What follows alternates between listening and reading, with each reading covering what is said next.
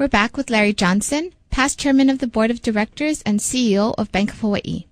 So Larry, you were telling us about how you were climbing up the ranks, and you had talked to us about being the branch manager of Waikiki. So just to clarify, are there different branch managers in different locations? Yes, yeah, we at the time probably had 60 branches, 60 or 70 branches. Okay. And they ranged all the way in size from maybe a two-person operation to Waikiki, which at the time had about 85 or 90 employees. So were you able to go to some of those other managers and ask for their help and be mentored because, you have the biggest branch on the island and, like you said, you were inexperienced in regards to what to do from there. You knew through your experience of the different areas that you did work. So who did you look for as a mentor? Well, no one particular person, but I obviously went to a lot of my associates that were at the bank that I'd worked with. Some of those that were close associates of mine starting off from the very beginning, and others obviously that were a lot older and had more experience. And I was always certainly willing to go out and seek advice. And there are many times during my early part of my career, well, actually there were times throughout my entire 40 years or so with the bank there where I went to others and asked their opinion. I tried on certain situations. I can remember when I was CEO on several occasions going to Herb Cornell. Herb was a stellar member of our business community here. Was on the board of the Bank of Hawaii for a while. But even after he retired, I remember going to him and saying, "Herb, here's my situation. This is what I'm faced with right now. This is the kind of decision that I think ought to be made. I'd like your opinion." And I did that throughout my career. So that helped a lot. Was there any animosity towards you because you were so young? There was, Evan. I think there was some animosity, or maybe some professional jealousy. There were others, certainly I know at the time, that felt they deserved to have that position because they had been with the bank longer, and they probably also felt too that they were better prepared than I was for the position.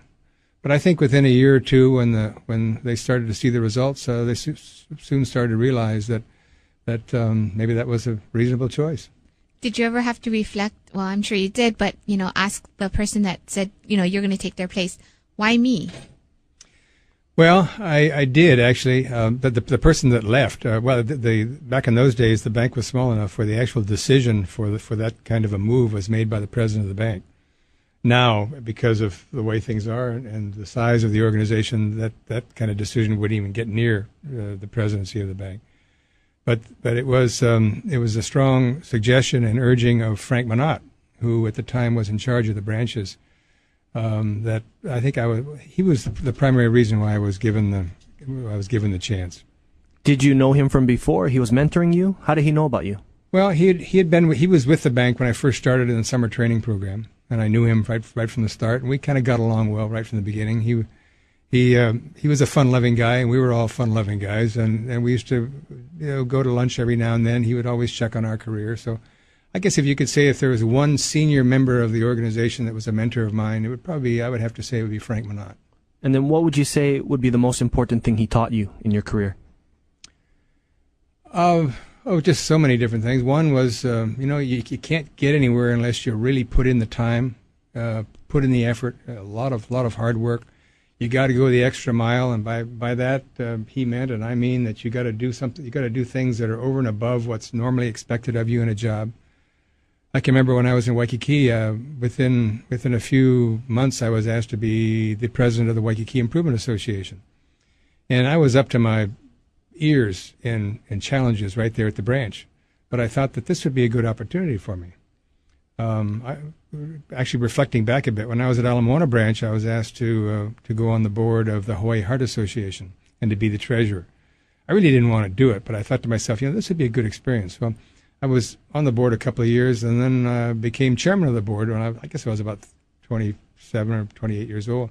And that was a great experience because I had never really run a meeting, and I had to go to the library. No such thing as the internet, right? Had to go to the library and get the Robert's Rules of Order and read that book and try to figure out how to run a meeting. Well, I learned a great deal.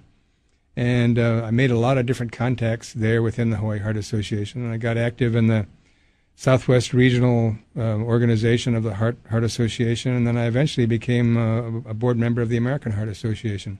out of New York. So it was just a great experience. So it's just making sure you go the extra mile and accept opportunities that come your way.